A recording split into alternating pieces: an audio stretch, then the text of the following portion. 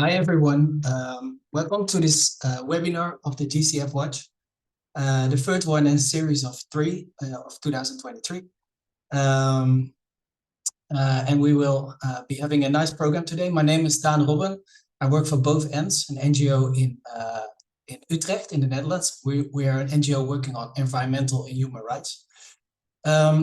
Before we start, I want to explain a little bit about the interpretation that we have today.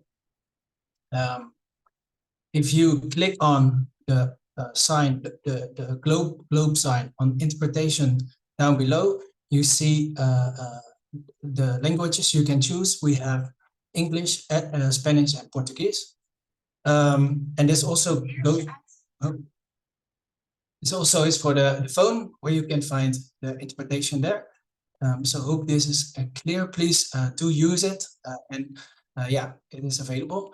So this is not the right presentation. My text is. Victor, can you see my screen?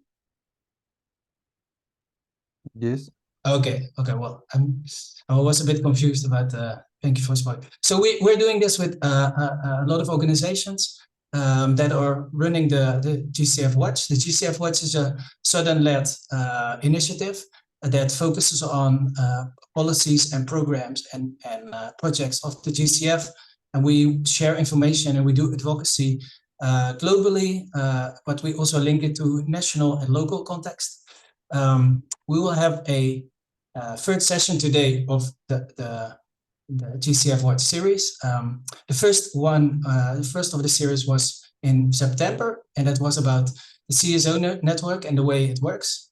In October 11th, we had a series about a session about the monitoring of the implementation of GCF approved projects. And today we will have our final session of the year. And the session will be about important or key topics around the GCF selected by us, by the Civil Society Network.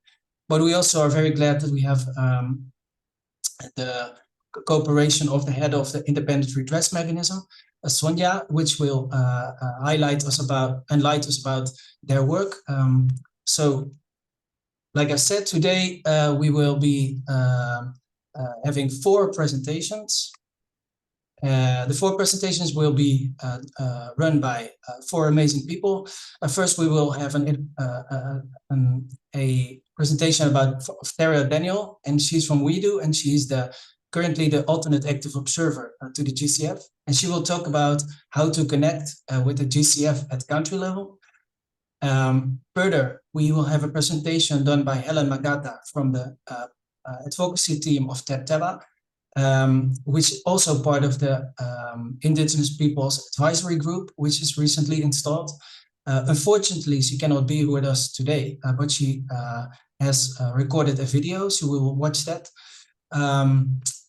Thirdly, we will have Natalia Daza from WeDo to talk about gender at the GCF.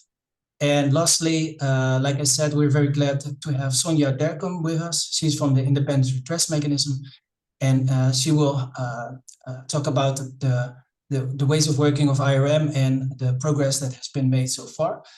And of course, then we have an open discussion. So if you have any questions during this session, please refer to the chat. Please put also a reference to whom you want to ask the question to. So that would be very helpful.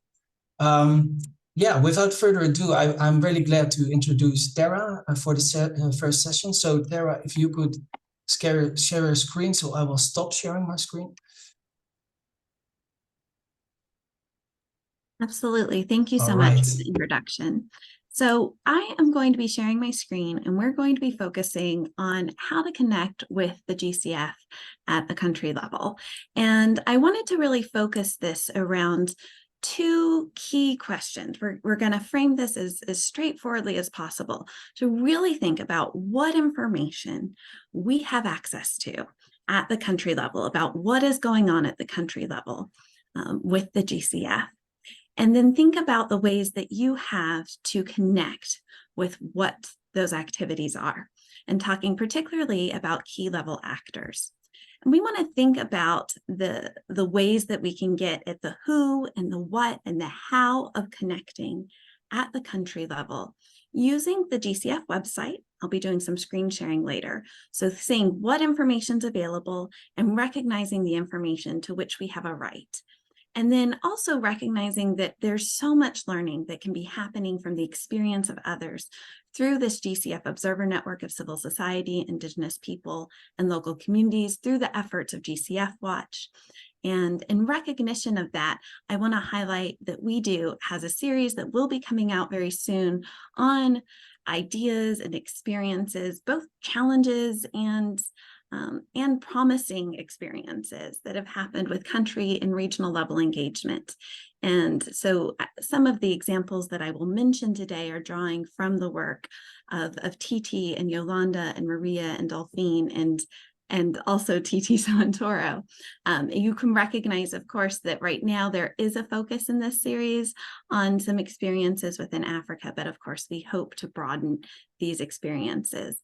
And this really builds from work that We Do has been doing since 2018, particularly looking at feminist civil society engagement in this publication that's linked here that you'll have access to as part of the slides, and particularly recognizing the ways in which women's rights organizations as part of civil society can and should be engaging in the GCF process.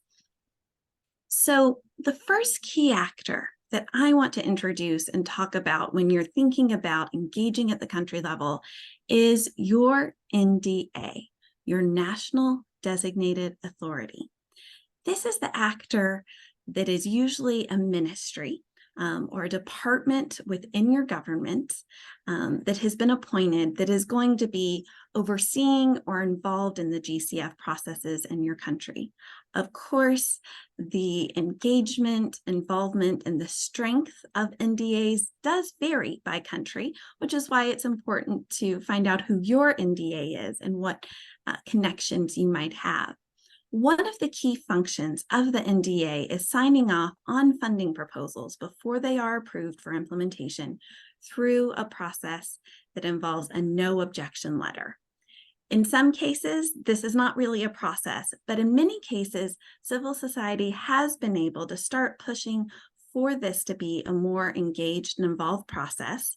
And some countries, I know that have been working on this mechanism for really engaging with civil society during this process, making sure that they're part of this idea of pre-approving funding proposals before they go to the board.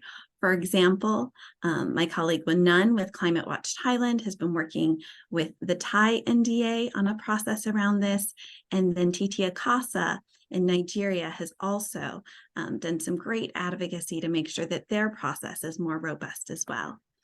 Another key function of your NDA is that it can access readiness funding. And one of the functions, among others, that readiness funding has is facilitating stakeholder engagement. And because your National Designated Authority is engaged with the GCF in your country and really liaising with the GCF on what is happening, they can also facilitate access to the accredited entities that are putting forth proposals that could be implemented in your country. Ultimately, we want to think about the fact that your civil society participation is something that the NDAs should be seeking out, but that we're also going to be advocating for because it contributes to them achieving their goals, such as in the readiness program. So for example, I've pulled out just two ways here that your NDA is being encouraged to support and facilitate stakeholder engagement. In the Readiness and Preparatory Support Program, for example, we have this key quote saying that stakeholder engagement is needed to ensure that readiness proposal objectives are fully aligned and that they have input from stakeholders. So this is really important because this is not just looking at the readiness process itself, but the readiness proposal process, and really embedding this idea that there should be stakeholder engagement at every step of the process, including in the ideas around what readiness should be pursuing and how that should be shaped in individual countries. This is further referenced in the Sustainability Guidance Note on meaningful stakeholder engagement, which further reifies and strengthens the role of the NDA in facilitating stakeholder engagement through readiness in particular. But we're going to come back to that document in just 1 minute. The second key actor that we want to think about in engaging with countries are the accredited entities. And so this can be several different particular categories of accredited entities. Of course, you want to look at any accredited entities that already have approved funding proposals in your country, and we'll look at how to do that.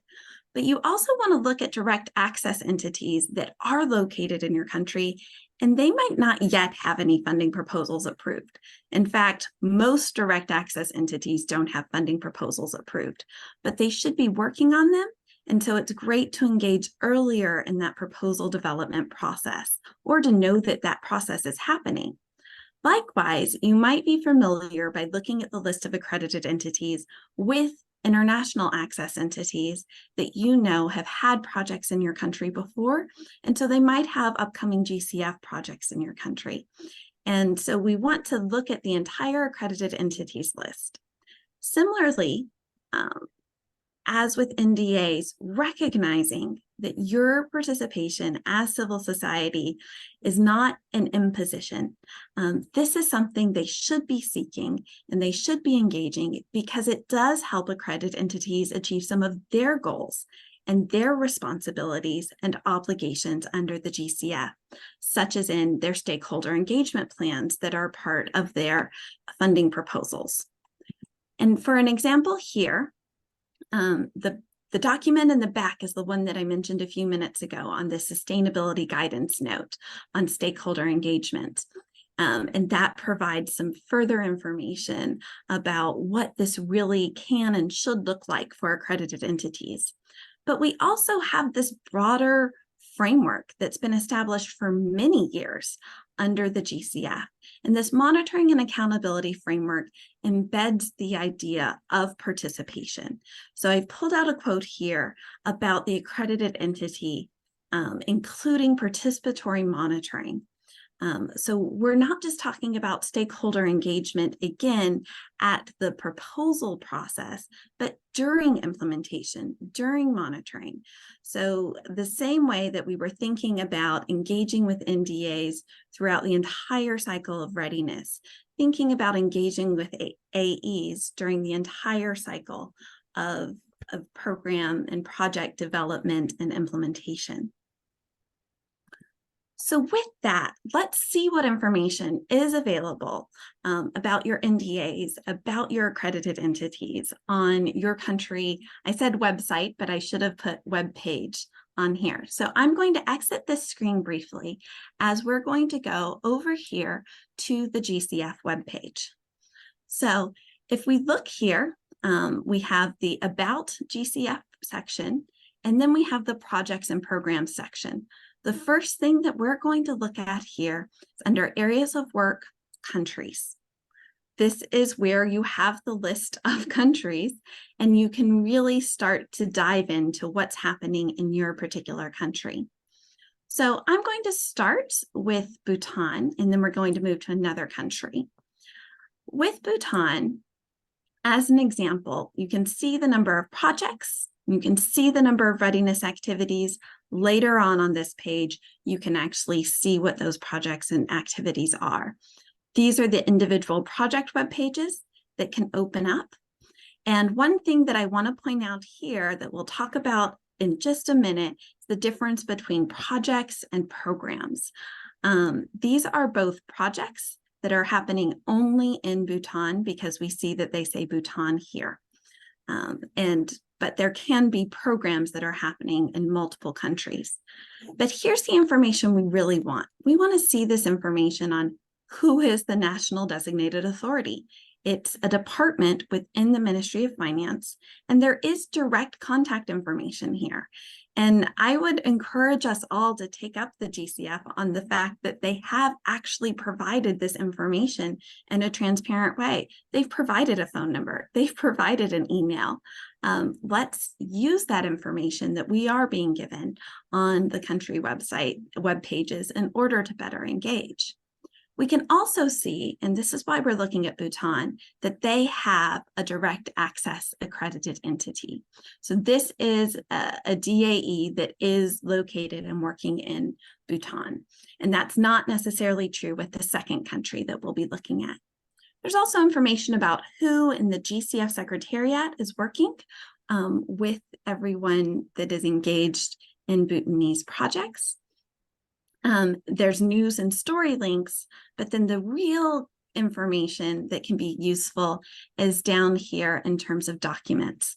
So for example, the approved funding proposals, there are 2 of them, but you can also get to that information again by going to those specific project web pages. So we're actually going to move to another country now, because I do want to highlight this idea of finding out information about projects and finding out information about programs, because understanding what questions to ask and who to ask them of is part of this engagement. So here in Mozambique, you see the difference. There's only one of these listed projects that just says Mozambique. All the others say multiple countries. That's an indication that these could be programs that have sub-projects. There are some multi-country projects, but the idea of programs with sub-projects is that usually at the time of approval, not all of the sub-projects have been identified. And so even though it says Mozambique has this program, there might not be a sub-project happening in Mozambique with this program, even though that no objection letter has been signed. And so we want to think about what information that we have access to figure out what's actually going on in your country. And one of those pieces of information, as we look here at this very specific page for this program, is we can see that it's approved, but it's not yet under implementation. So we're not going to find out yet whether or not any of those potentially under implementation sub-projects are in Mozambique, but we can look at an older project and see, for example, whether or not the information that is contained in the approved funding proposal, or sorry, I must have clicked on the wrong one because I was just looking around here earlier for some information on the annual performance reports. Oh, this is the one I was in earlier today. The annual performance reports here can tell us whether or not there are sub-projects in Mozambique and what's happening in Mozambique. So when we open up this particular annual performance report, we are going to do the easiest thing to find out information at a project level implementation, and that's a search for Mozambique. So you can see here that there are activities happening in your country if your country is Mozambique. You can also see, excuse me, as I click down, the description of what is happening there. And then if we keep going down, we'll get to some more specific information, specifically that there was a field visit that happened. So this is information if you contact the accredited entity and say, I would love to be engaged, or know when there's a next field visit. We can also see here that there's information directly about the stakeholder engagement strategy. So you could contact and say, I see that you've been updating your stakeholder engagement strategy, and they should be willing and able to engage because this strategy exists and should already be doing outreach. See, they're taking an even more proactive approach to reaching stakeholders. So this is information that can aid in your engagement. The other thing that we want to do as we go back here to the GCF website is look specifically at the list of accredited entities, right? So we saw the direct access entity under Bhutan. We want to look at all of the accredited entities. So we were here under projects and programs for countries, but we're going to go under About GCF to accredited entities to look at that full list. So this is where you could look, for example, at regional direct access entities that you know may work in your area. This is also where you can look at the international access entities that you know might have had previous projects in your country. So with this information, being able to follow the information to the specific funding proposal that you can open up and see, to the specific annual performance report, you can get information about who the accredited entities are, the state of implementation. Now, it's not always available as quickly as we want the information. So we also want to go back here and talk a little bit more about information that we have a right to. So we've seen what information is available. We want to do a quick reminder about this project and program information, because projects have an implementation timeline. They are going to be implemented in your country, but programs have to identify individual sub-projects. And you can look at whether or not there is an ESS document when you scroll down and look at those list of documents at the end of that web page, or the annual performance report, which is the way that we just looked at information on that. And of course, you can also ask the accredited entity or even the NDA for more information. The NDA signed off on that no objection letter. Is there an actual sub-project that's now happening? Because in many cases, unfortunately, just because there's a no objection letter doesn't mean that there is going to be a sub-project implemented or that we know the timeline for that implementation. This takes us to a final point I want to make, which is around information disclosure. And so when I'm saying things such as reach out and ask questions, we do want to think about the fact that the GCF has encouraged maximum access to information. It is principle number 1 in the information disclosure policy. So the GCF is making this commitment to transparency. For example, by making phone numbers and emails available, and it seeks to maximize access to documents and information. So if you're not seeing the information that you want, you can submit an information request to the GCF. You could also look at some standard documents that can help provide you more information. And these are standard documents that we are finding are not disclosed widely or as quickly as we would like, such as entity work programs. So accredited entities may or may not have an actual work program of the types of projects that they're interested in. Country programs, which only a few of those have been disclosed, and annual performance reports, which are posted, but sometimes with quite a bit of a time lag. So those are the types of documents that you might look for and then try and submit information requests or work with the GCF Observer Network or reach out to GCF Watch to help locate whether or not that already exists or whether you want support submitting an information request to find that information. So with that, I want to just reiterate that we should use the website. We should use the information that has been made available to us and to look for further information. We should reach out. We should ask questions. We should create connections and/or invite collaboration, because in many cases, the experiences of our colleagues have shown that that has been fruitful. For example, Titia Casa in Nigeria has been able to arrange dialogues with accredited entities where they're sharing information about the state of implementation of their projects on virtual webinars. And we're able to do that, and you can support these efforts by really leveraging your knowledge of the GCF framework of policies and processes, such as the monitoring and accountability framework that supports participatory monitoring, and such as the information disclosure policy. So I hope that this helps provide some motivation and direction for better engagement with the GCF at a country level. Thank you. Thank you so much, Tara, for enlightening us and giving such a concrete and complete overview of the possibilities of engaging at national level. Again, if you have any questions for Tara or later on for the other panelists, please put them in the chat. We will come back to them after all the presentations have been done. Okay, for the next session, we will go into Indigenous Peoples Policy. And it's interesting because there was already a question in the chat that was exactly requesting this.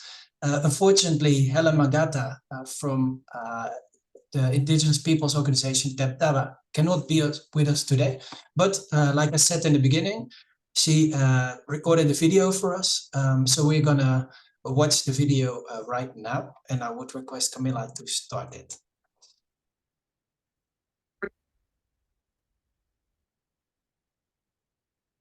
Good morning, good afternoon, good evening, everyone. I'm very thankful for this opportunity for AIDA for inviting me to be part of this webinar series. And I'm also very much honored to be part of a very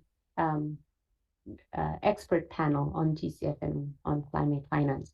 So today I'm going to share with you a very important policy of the GCF, which is the Indigenous Peoples Policy.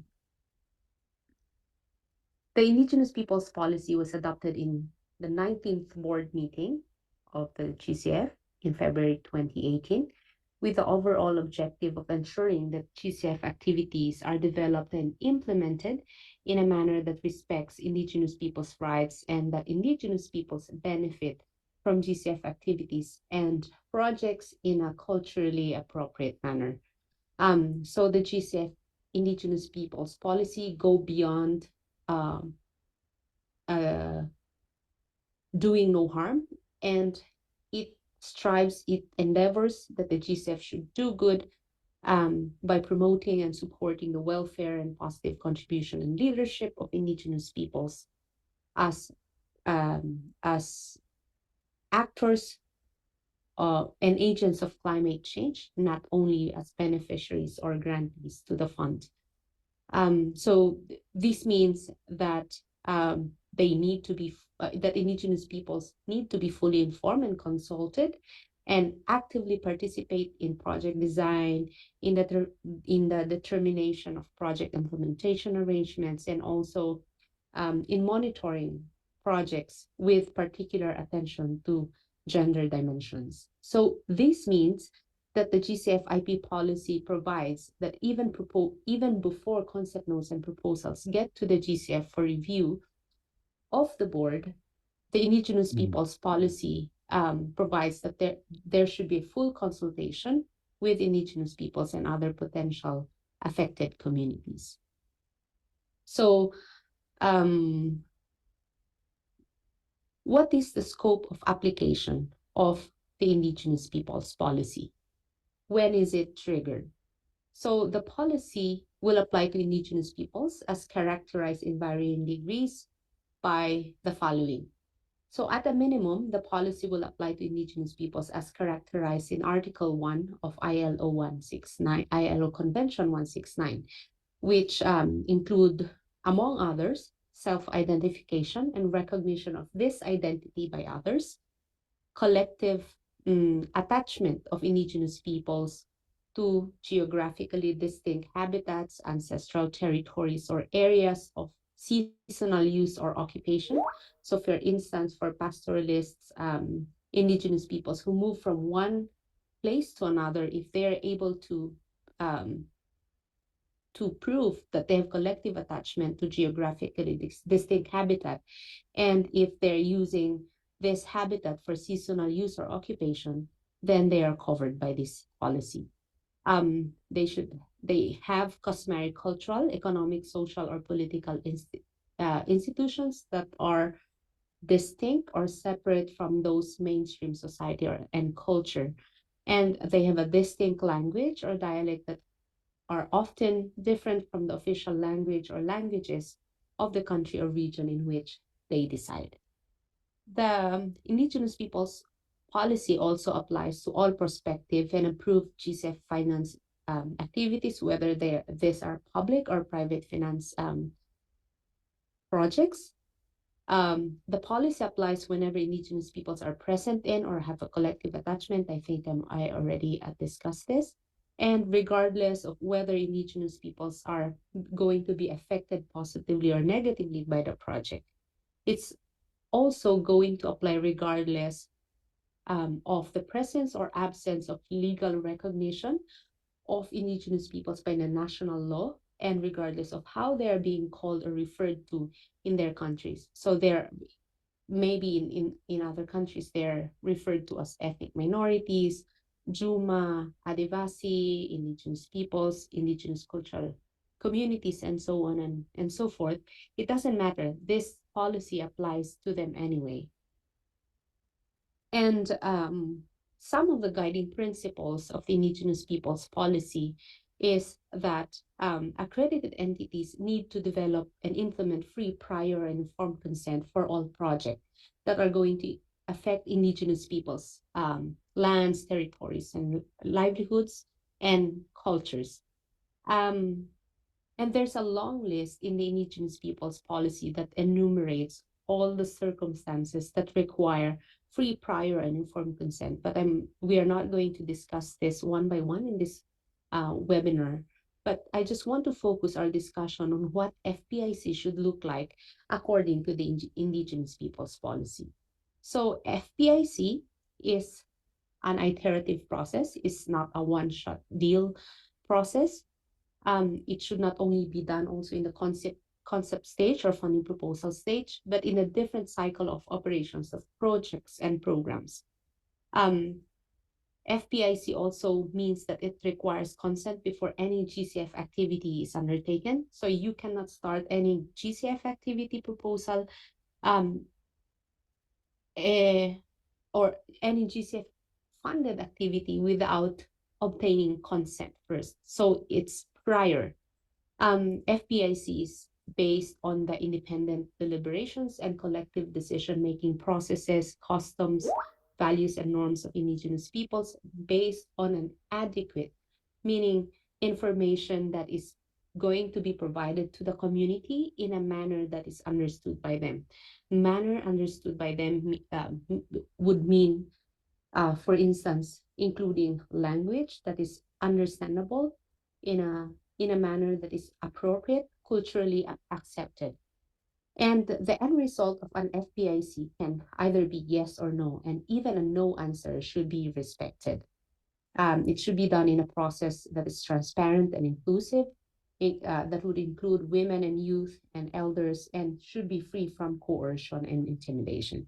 And you can see in the slide the other guiding principles of the Indigenous peoples policy, which includes respecting and enhancing rights of Indigenous peoples to their lands, territories, and resources, recognition and implementation of relevant international human rights standards, respecting the rights of Indigenous peoples under voluntary isolation.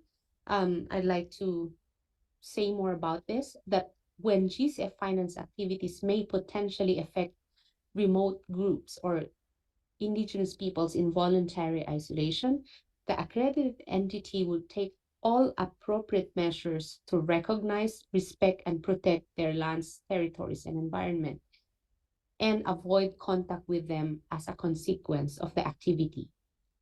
The GCF finance activities that would result in undesired contact with Indigenous peoples in voluntary isolation shall not be processed further. And that I also want to bring your attention to the principle number 7, facilitating direct access to GCF resources for Indigenous peoples. This is very important because the GCF just adopted its updated strategic plan for 2024 to 2027. And one of the provisions or one of the strategies for the next 3 years is facilitating direct access. And right now, there's a challenge for the Indigenous Peoples Advisory Group to really sit down and define what direct access means to Indigenous peoples. And I think we are also inviting the CSOs and local communities to sit down with us and let us really try and test the GCF by defining how to operationalize direct access within the architecture of the Green Climate Fund. And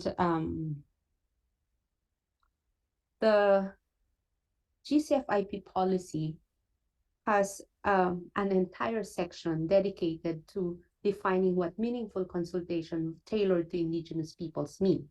So the policy says that the process of meaningful consultation may mean the following, but not limited to: involving and taking into account the interests of Indigenous peoples, bodies, and organizations. And that if there are going to be consultations, they should be regional and national consultations and activities, they should be done at the same levels, national or regional levels. And that consultation should provide sufficient time for Indigenous people's decision making, and that Indigenous peoples effectively participate in the design or mitigation measures of GCF finance activities. And accredited entities may design capacity building program to enhance the effectiveness of processes of engagement of Indigenous peoples.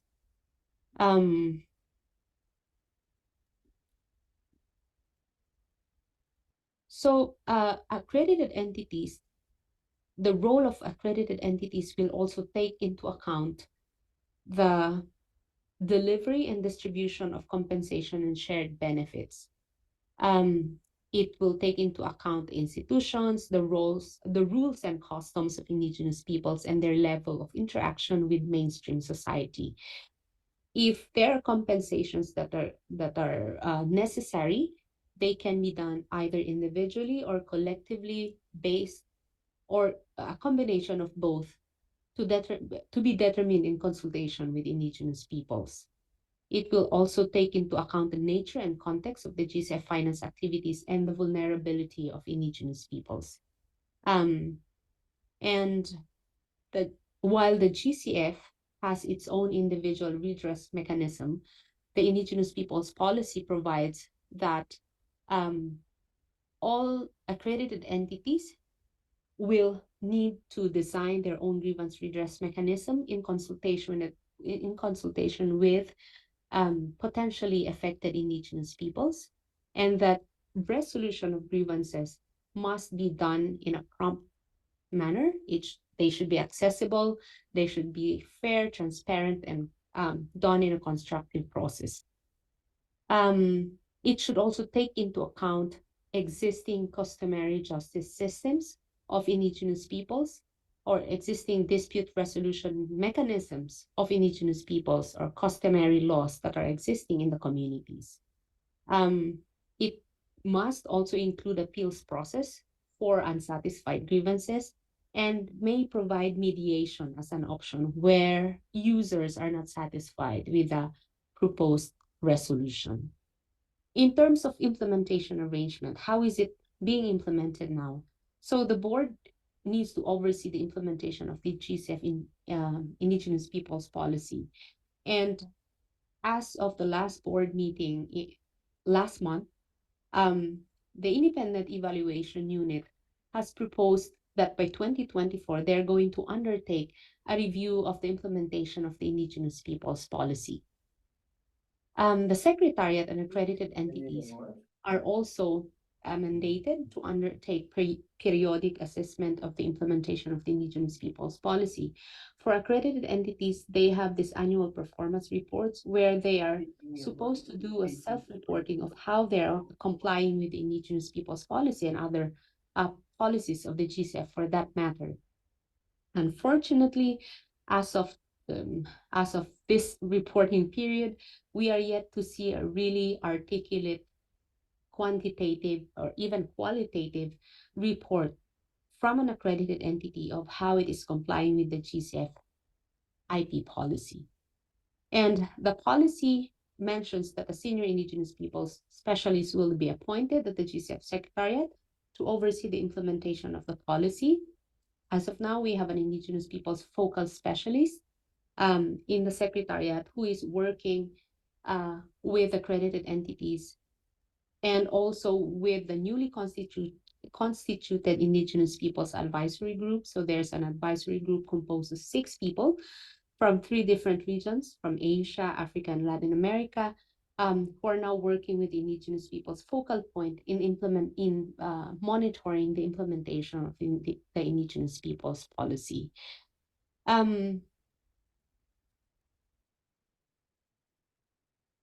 I would say in closing that the Indigenous peoples policy in paper is very robust and very forward-looking.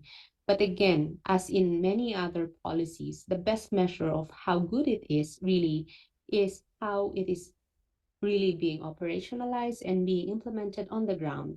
And our role as civil society organizations, as Indigenous peoples, and as local communities is to ensure that GCF adheres to its own policies by adhering to the highest standards out there in its operations in GCF funded projects, GCF funded programs at the local and national levels. So I'm going to stop there, and I'm giving back the floor to our moderator. Thank you very much.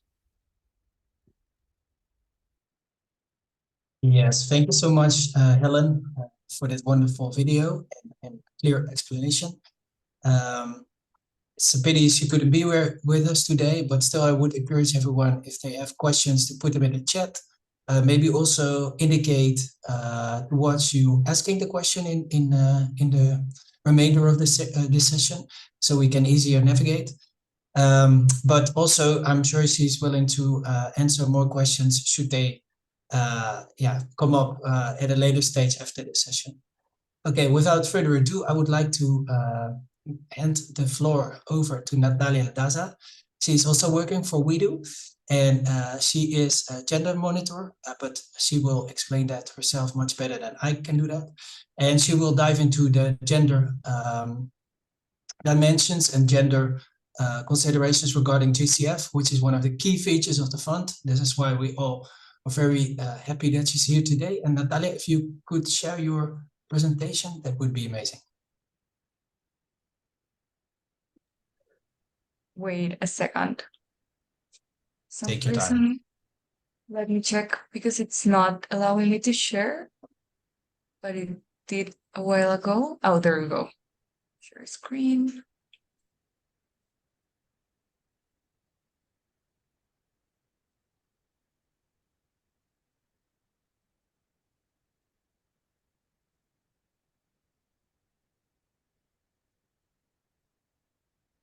Wait a second, sorry. I'm having No problem. an issue while sharing the screen, sorry.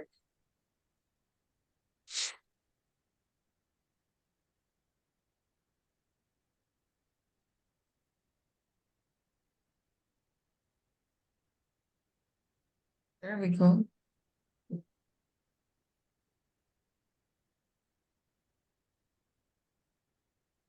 Now. Should we ask Victor to maybe share It's his not screen? working. Okay. Oh, it's not working, so it's perfect. Oh, you're here. Okay, awesome. Yeah, perfect. Well, over to you. All right. Thank you for your wait, for your patience. So hello everyone. My name is Natalia. I am part of a program led by WeDo, in which they have regional monitors for gender, particularly in the GCF. We monitor the activities of the GCF in terms of gender, and today I'm going to present to you the GCF gender policy, as well as some insights we have found out while doing this process of assessing GCF gender assessments and gender policies. First off, tell you a little bit more about gender and the GCF. The GCF is the first climate fund to incorporate gender in its operations. It recognizes the importance of a gender-sensitive approach and the participation of women in both its governing instrument and its mandate. So it's not a gender policy that limits itself to the projects and programs that the GCF holds, but also the GCF as an institution itself. There are two main instruments which guide this gender sensitive approach. The first one is the 2019 gender policy and the 2020 to 2023 gender action plan, or also known as the updated gender policy. The latter instrument makes mandatory that all funding proposals in the GCF have both a gender assessment and a gender action plan. And I will tell you a little bit more about this. And it's important to know that while these ensure that all programs and projects funded by the GCF will include considerations of gender, the extent to which they promote gender equality and are closely articulated to the proposal varies. And usually this has to do with the fact that there are no specific requirements for the gender policy and the gender assessment. So there's a gap in that sense. So on gender assessments, according to the 2019 updated gender policy, the gender assessment seeks to provide an analysis of this context of sector in which a project will be developed from a gender perspective. For instance, let's think about a project on solar energy in a region in Chile. The gender assessment in this case would have two tasks. The first one would be addressing the relationship between gender and solar energy, and the second task it would be understanding the particular gender dynamics in the context of the project. So in this case, Chile. From a feminist perspective, though, once again, there are no specifics on what this gender assessment should include. We consider this should include information that combines both quantitative gender and disaggregated data from the context, such as national statistics on literacy, access to employment, among others, combined with qualitative data based on fieldwork with women who will be impacted by the project. This is key. This is a key aspect taken into account over the past years. We have noted that qualitative data, it's not often included, and this perspective is vital to understanding one context. A very good gender assessment does this in a highly contextualized way, elaborating on the analysis of statistics, not just throwing them away, and working with relevant women leadership, women organizations to identify key demands, needs, and opportunities for collaboration and promoting leadership.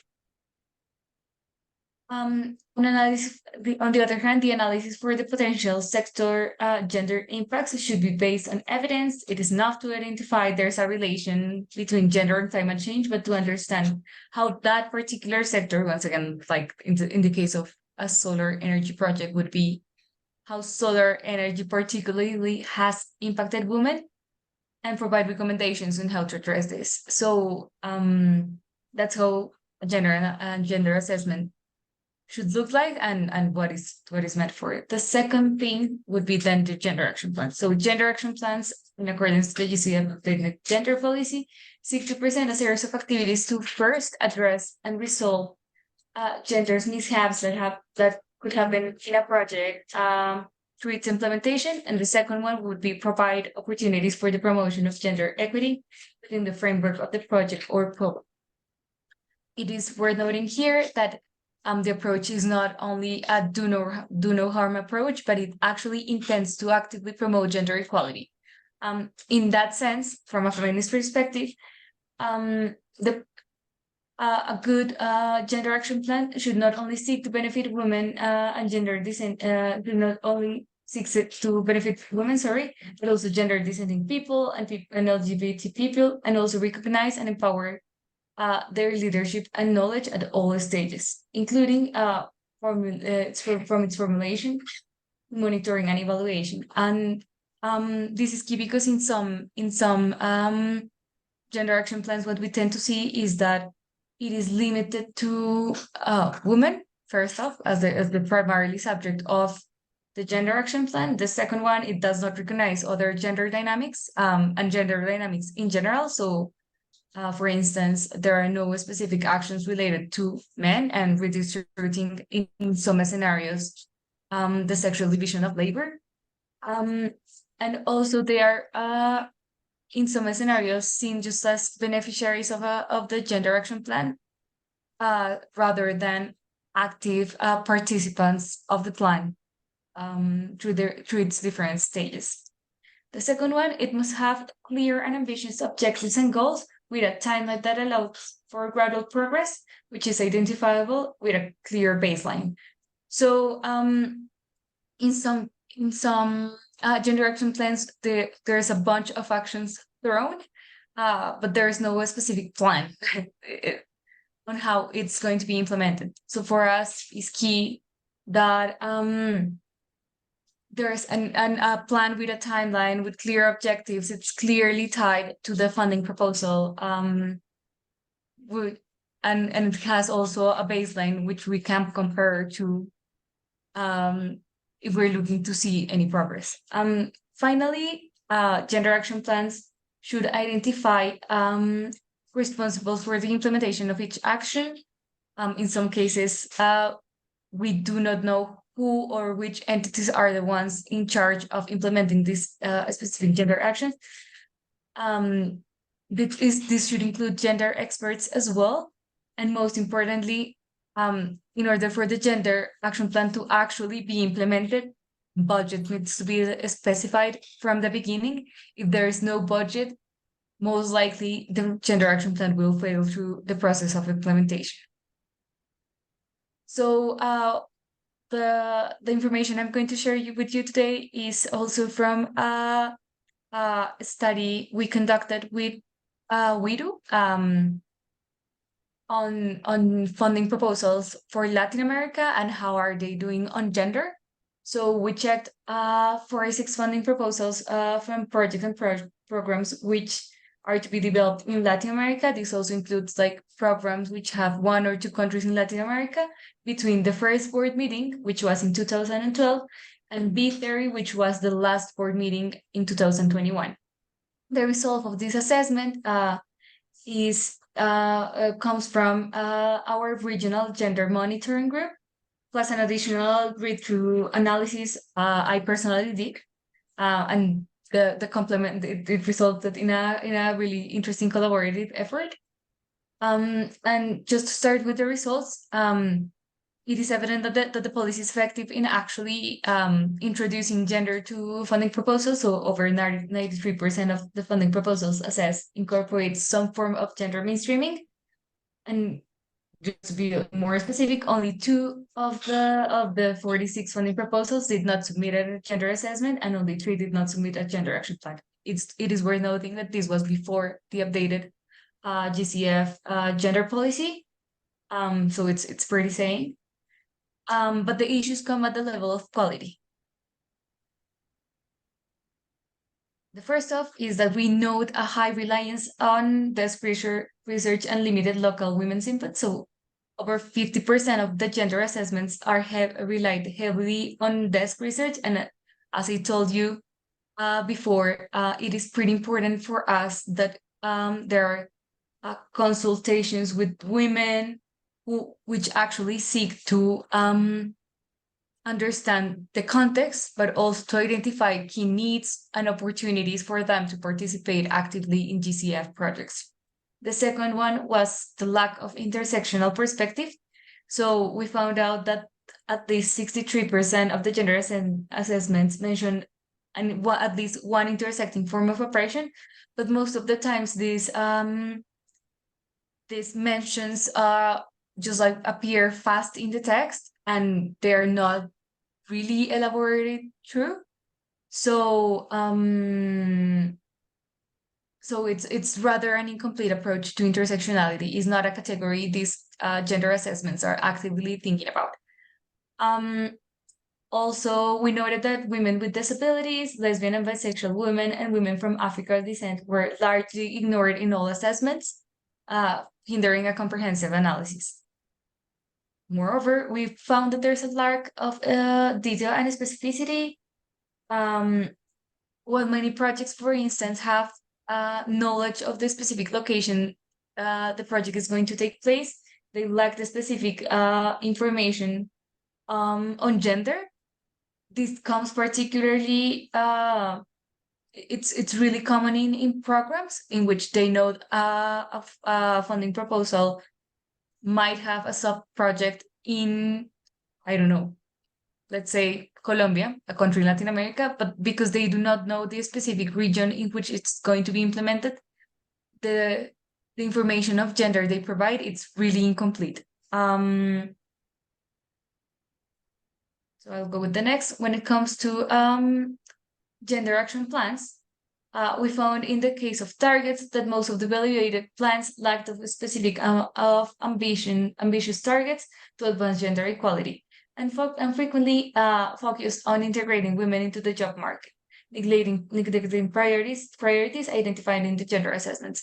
So this is a really important thing, because in some cases actions are included but are not ambitious enough, despite having the capacity to do so. In some cases, what we found out as well was that there is a really pressing focus on including women in the job market, but do not understand how are other ways in which women might be affected by a project, and how other ways women might benefit of a project. Another thing we found out is that plans often lack of comprehensive actions on issues like reducing unpaid domestic labor, preventing gender-based violence, and enhancing women participation in decision-making. This comes tied to the point I just mentioned. But I would also like to note here that, for instance, when participation targets are thought of, there's not an additional thought of how participation, particularly of women, it's going to be incentivized. So I have seen, I don't know, gender action plans that say, identifying the gender assessment that 70% of the women are single mothers, and the main person in charge of the care of their families, and yet they do not explain how they aim to facilitate the participation for them, because we know they are in charge of someone else. How are we going to set up the conditions for them to participate? That's something that barely comes up in gender action plans, and it's vital to do so. When it comes to indicators, over half of the evaluated plans rely primarily on quantitative indicators, potentially limiting the depth of the data collection and the research for effective assessment of gender actions. So, and this also has to do on how progress is evaluated. I don't know, in participation, you can see that in a consultation, I don't know, 30% of women participated, but that doesn't say a lot of the quality of the participation of women. So that's something to note as well. When it comes to organization across activities, well, most plans presented specific gender actions, because there are some gender action plans that do not include this. They're often too broad compared to the proposal deliverables. So we know that the proposal has a specific actions, let's say on, I don't know, in the case of a green transport initiative, they will have they will build a additional bus stations for green buses to go by, and within that activity, I don't know exactly how is gender going to come up. So that's something to note. And usually they fail to address these specific challenges once again on gender. And just to close quickly, on the gender analysis, over 80% of the plans were primarily structured for women, once again neglecting activities related to masculinities and the LGBT community. Women were often seen as beneficiaries only, as I mentioned early, but there's little to no gender action plans which actually see women as active participants, as a stakeholder who actually can help to measure progress, to lead it on specific initiatives, and that's really missing. And finally, on budgeting, less than half of the gender action plans had a specific budget assigned for each of the activities and lacked clarity of the overall project budget reference. And finally, only a small percentage included gender experts or teams in the implementation, and there was a lack of detailed explanations on responsibilities and assignments. So we see that definitely most of the funding proposals for Latin America have gender included, but there's a lot of progress to be made. And just some quick conclusions and recommendations. as I told you, gender sensitivity is not enough, and we need specific requirements to be set for accredited entities to actually develop funding proposals, which in fact incorporate gender rather than just like mention it. We have seen that even if the quality of the assessment increase, it is also critical that critical issues come to further attention, and most importantly, we also think that there needs to be a further coherence between the funding proposal and the gender action plan, and like a measure that some accredited entities have took to overcome the problems they are experiencing when formulating a funding proposal is they hire a consultant, but the consultant appears nearly at the end of the process of formulating the funding proposal. So there is not any coherence between what the gender action plan proposes and the actual funding proposal. And just like to put some recommendations up. The first one is enhancing local engagement. The second one is to incorporate intersectionality. The third one is to have a detail-oriented approach. It's not enough to mention gender. The fourth is to revise action plan targets for them to be ambitious and clear and detailed. And the fifth one is to refine gender analysis and responsibilities. That's it. Thank you. Thank you so much, Natalia. And it's always a challenge to put so much information and so many resources in one presentation, right? So I appreciate a lot your presentation, and I'm sure that we can share the results of the research later on, which we will do with all of the presentations today, and also the video will be up on the GCF Watch website later on. So without further ado, because we are going very fast inside, I would like to give the floor to Sonja Derku. She's the new head of the Independence Redress Mechanism of the Green Climate Fund. And we also have Preksha from the IRM at present to assist should there be any questions. But let me just hand over the floor to you, Sonja. Thank you so much, Dan, and thank you also, Florencia, for inviting me. Good evening from South Korea. I'm very pleased to be part of this session, and I would also like to congratulate Tara, Helen, and Natalia for making this such a rich and informative session. Very informative for myself as well, I have to say. So, as a brief introduction, maybe we can put the presentation up.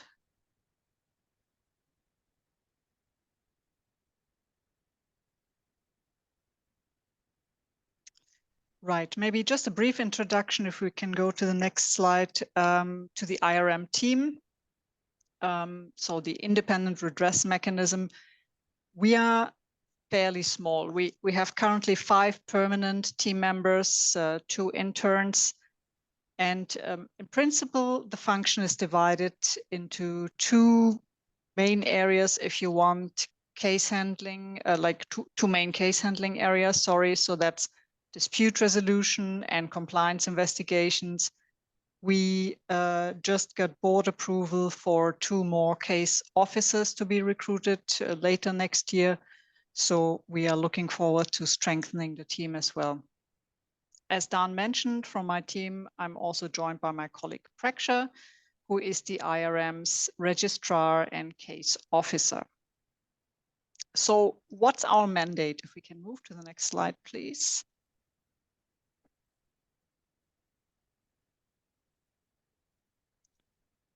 One more, please. So the governing instrument for the GCF mandates the board to, or has mandated the board to establish an independent redress mechanism that will report to the board, quite important. The mechanism will receive such complaints related to the operations of the fund and will evaluate and make recommendations. So that's at the origins of the IRM. The IRM is not intended to be a court of appeals or a legal mechanism. Maybe that's worth clarifying. You see here on the left, there's sort of a little chart how we are positioned, and there is overall 3 independent units in the GCF. One is the independent redress mechanism, one is the integrity unit and the evaluation unit. All 3 are independent units directly appointed by the board, their heads, as well as directly reporting to the board. And then on the left, you see a box that is called Secretariat. So that's the GCF word for the institution. Like that's everyone working on projects, on programs, on readiness. That's all part of the Secretariat. So this is essentially how we are structured. We are, if we can move to the next slide, please. We do have 5 functions, which are enshrined in our terms of reference. So the ones that is maybe most important here is the complaints handling and grievances function, whereby we would receive grievances directly from the public about GCF finance programs or projects, and we would handle them and channel them through either one of 2 avenues: mediation, so dispute resolution, or compliance investigation, and I'll come back to that later. We do have a capacity building mandate as well, which is quite important in my view in the context of what Tara explained before.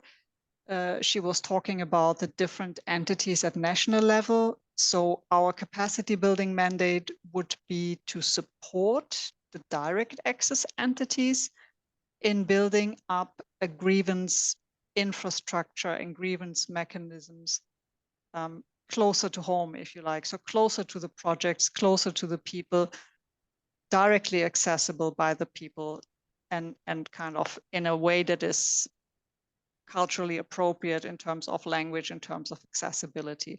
So we would support them in doing that. We have a 3rd mandate as well in terms of outreach. So we would closely collaborate with different CSOs across the world. Some are like local CSOs, some are international CSOs, in terms of explaining them how they can kind of reach us, how they can engage with the GCF on projects, how they can get their information, how they can even, something mentioned by Tara as well, launch or file a request for information or complain about it if they feel that hasn't been fully satisfactorily responded to. We have different, on the, maybe just to come back on the capacity building, we have a program with different elements that we can provide. So some are virtual training programs. We have normally once a year also an on-site program where we would kind of maybe for a week or sometimes a bit less than a week, sit down with DAEs. And this year, for example, this happened in Rwanda. It was a regional outreach and regional capacity building. So it was a sort of combination of the 2, outreach and capacity building. We also have a mandate on reconsideration requests. So that would be when a country would sort of not be satisfied with a decision not to finance a project or program, and this could then be brought to the IRM for reconsideration. And then we have also, in my view, a rather important mandate on advisory. As the GCF is kind of a learning institution, it's quite important that issues we see and maybe sometimes repeat issues, we would find ways to feed that back into the institution for institutional learning. We can move to the next slide, please.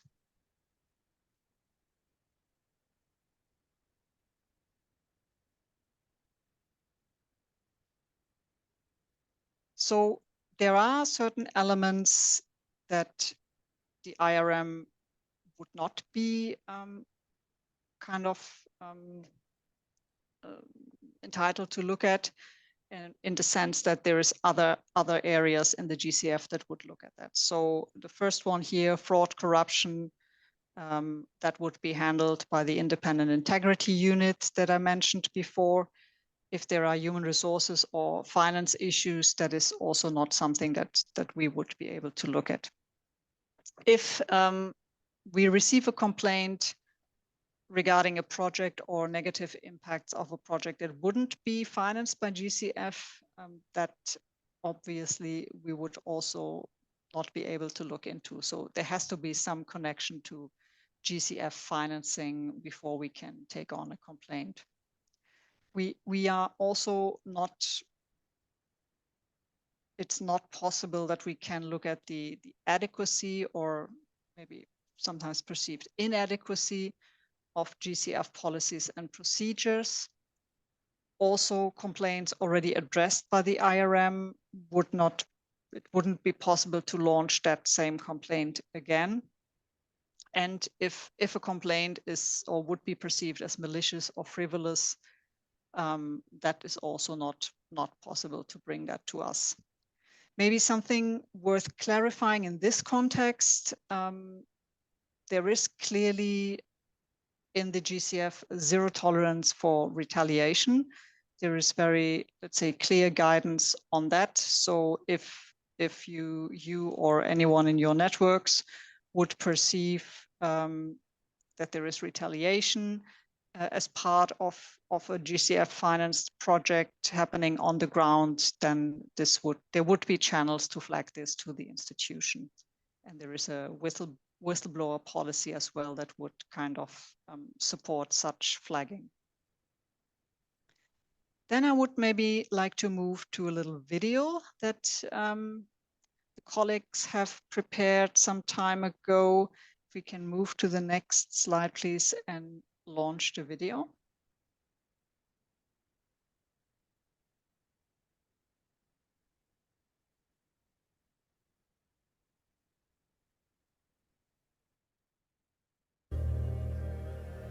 This is Asha.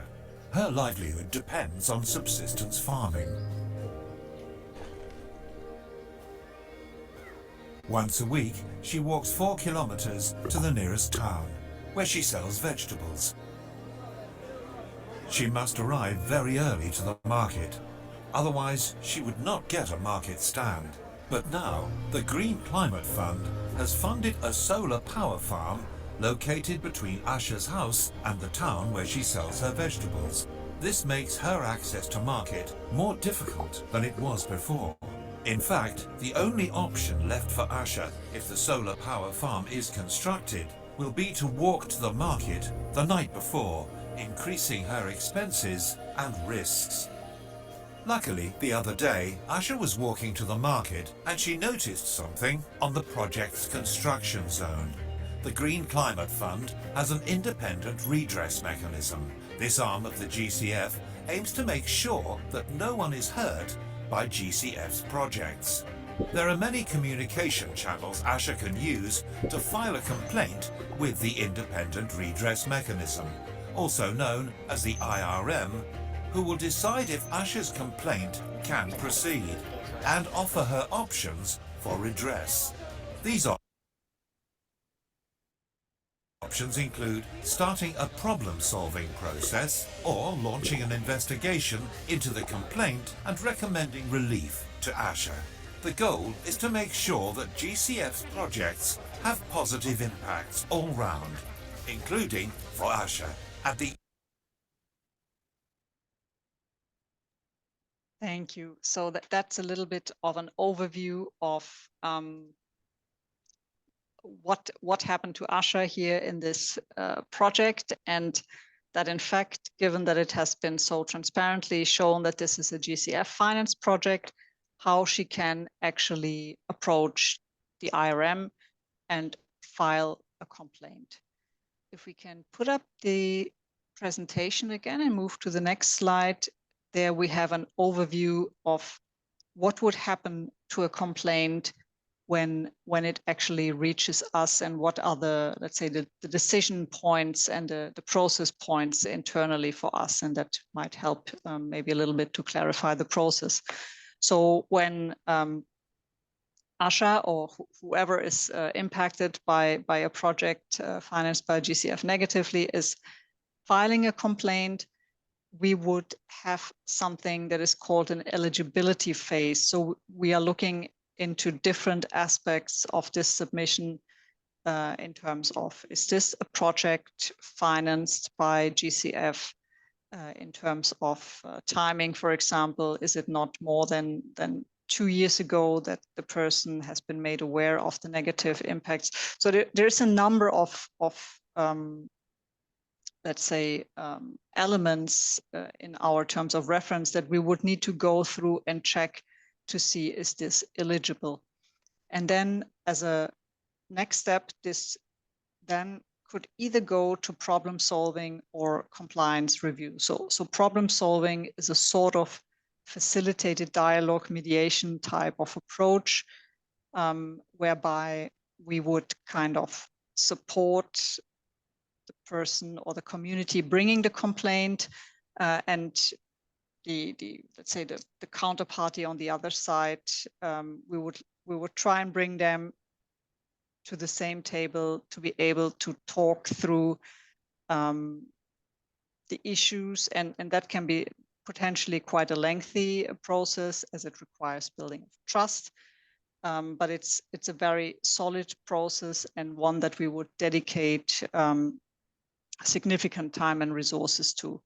So it could go, a case could go to either one of two elements, so either to problem solving or to compliance review.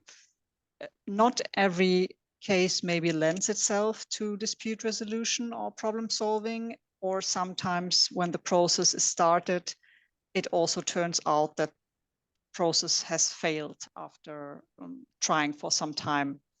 If that were the case, then we would automatically land in the compliance zone. So that's what we call a compliance investigation.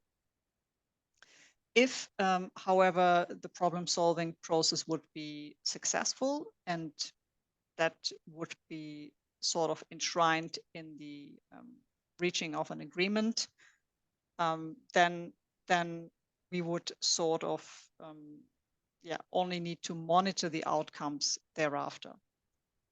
For the compliance review, we would assess essentially the compliance of the project with the GCF standards, and in the sense also what elements or what contributions the GCF Secretariat had in terms of the non-compliance, and would bring this together with a number potentially of recommendations to the board for decision. Then, of course, it is up to the board to either endorse these recommendations or not, or to decide otherwise. So depending then on the board's decision, there would be a monitoring of outcomes by the IRM. And then eventually the case would be closed, but that we're talking here in terms of timeline, potentially of, for complex cases, it can take probably a year or longer from the time the complaint has been filed to either the reaching of an agreement or a board decision on a compliance investigation, and sometimes a year is even an optimistic view. So just to sort of manage expectations a little bit, that these processes take time, and they are by no means quick processes. Maybe just to give you two examples of the types of complaints, if we can move to the next slide. We have one that's one that many of you that have tuned in are likely familiar with. That's the Bioclima case in Nicaragua. There were a number of issues raised at the time to do with FPIC, so free, prior, and informed consent, informed consultation process, the rights of Indigenous peoples, the health of the affected, health and safety and security of the affected community, conflict-related risks, and impacts on customary land titles of Indigenous and Afro-descendant communities. So this process, the process that was used, were both, in a way, problem solving as well as compliance review. Ultimately, the compliance review resulted in a compliance review report that has been submitted to the board and, let's say, been discussed by the board in different stages.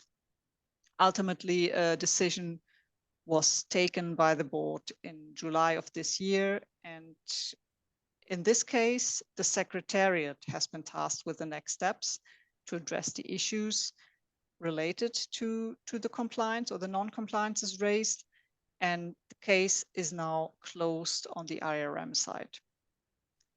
Then the other example is a case in Egypt, a renewable energy project. The issues raised were about working conditions and labor management issues, the way the consultations have been handled, and one aspect also was about the community needs and the benefits assessment. So this is currently still an ongoing case. It's still in the problem-solving stage. There is have been quite some missions already of the dispute resolution team to the country. We're working with people from our team, of course, but also with local and international facilitators, with the community on one side, which is here the workforce on the ground, and the project promoter, if you want, on the other side. And so far, we're making good progress, and we're optimistic about this case. So I would, mindful of time, I would maybe leave it there and hand it back to Dan for the maybe handling of the questions and the subsequent discussion. Thank you very much. Yes, thank you so much, Sonia, for your presentation and enlightening us about the ways of working of the IRM. Yes, as we all know, in the work we're doing, we're all very passionate, and we all want to explore many of the aspects of all the work, which also means we're a bit out of our schedule that we intended. But with your indulgence, I would ask if it's okay if we can ask each presenter one question and try to be brief in answering them, if that's okay. So we will go a little bit over time, maybe not, but knowing the people we are, maybe we will. I would like to start with Tara first. There was a question, Tara, for you on, let's see where it is. Why don't I see that? Then I have it on my phone. Should the GCF ask for accredited entities to have an exclusion list or proper formal policies that exclude from the projects or investments the climate, HHRR harming ones? So would you have an answer to that, please? Yeah, so this is something that's come up in two different ways over the years that the GCF Observer Network of Civil Society, Indigenous peoples, and local communities have engaged in. One way this has come up is when there's specific programs coming up for approval at the board that we've reviewed, and we've advocated that there be specific exclusion lists for the types of sub-projects that could be covered. I can't think of any instances where that has actually been taken up in the conditions that are attached to those approved programs, but this is also why we need greater capacity within the Observer Network to follow up on implementation, to review the ESS documents when they are shared for those sub-projects, and to be aware of what is happening and what types of sub-projects are being proposed. I would mention the other case this has come up is this is something that we did advocate for during the process of reviewing and advocating for certain things to be within what's called the sectoral guides. Those have been published in draft form by the GCF, and we do feel that those are now influencing how accredited entities are approaching projects, but they've not come back up to the board for approval. And if they ever did, this is another area where the Observer Network would be really keen to push a lot harder on the idea of exclusion lists. I'll pass it back over to you, Don. Thank you so much, Sarah, for that answer. Then I would love to ask a question which came in for Natalia. Natalia, there was a question that said, mostly it says that one has to check on the impact of the project that may have on women. Shouldn't be the other way around. How is it guaranteed that women in the foreseen project region impacted formulation, implementation, and concept of the project before it was started to be designed?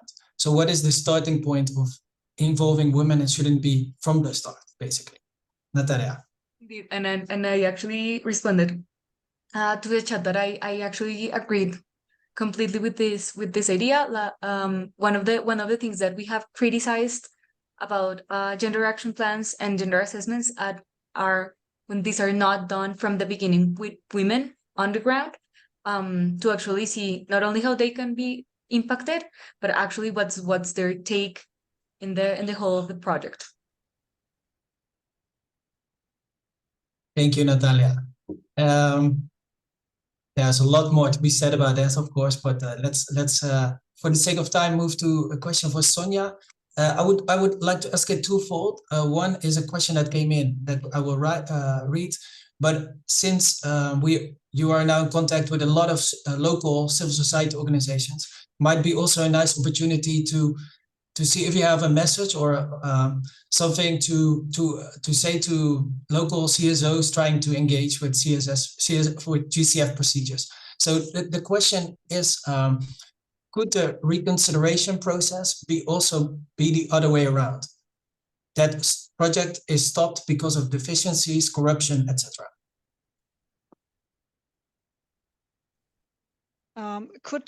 Could a project be stopped because of corruption? Well, I'm not the corruption expert, of course, of the GCF. There is a separate independent unit dealing with corruption. I would assume if they make serious, like if they confirm in their investigations to have made serious or have proof of serious incidents of corruption, that then they could probably propose certain impacts on the project and take it to the board, and then it would be the board that would need to take a decision whether or not to stop a project on the basis of the evidence that it is presented with. So that is probably my take on a line of work that is not exactly inside the IRM. On the interactions with local CSOs, we have different, partnerships with CSOs, and we have a range of activities, webinars also for the CSOs that cannot maybe attend the sessions that are held locally, and we do only have budget for one in-presence session a year, unfortunately. So a lot of our outreach with CSOs is done through virtual means. But please be in touch. Please let us know when you're interested, and we would kind of take you up and let you know whenever we have sessions which are in a language or for your area that would be useful for you. So we would like very much to hear from you. Also, what Tara said, use the information available on the website, use the Observer Network, kind of use as much as possible the different possibilities to engage as possible. But please, by all means, reach out to us, and we're happy to engage. Thank you so much, Sonia, for that note and for the answer to the question and for your participation. I would love to ask to thank all the presenters of today. Sorry, Preksha, you want to go in? Please do. Because I think there's definitely one thing that we really appreciate this year that GCF Watch did was help circulate. As Sonia mentioned, we have certain partnerships. And one of those partnerships is a collaboration to raise awareness about the IRM. And that includes a small grant or an activity that for outreach. So we recognize that civil society and many of you participating here, you might be in touch with people actually impacted by GCF projects. You're really involved, you're really invested, you're seeing that, oh, is there enough information coming about GCF? Is it, or that there's this missing gap, there's this opportunity.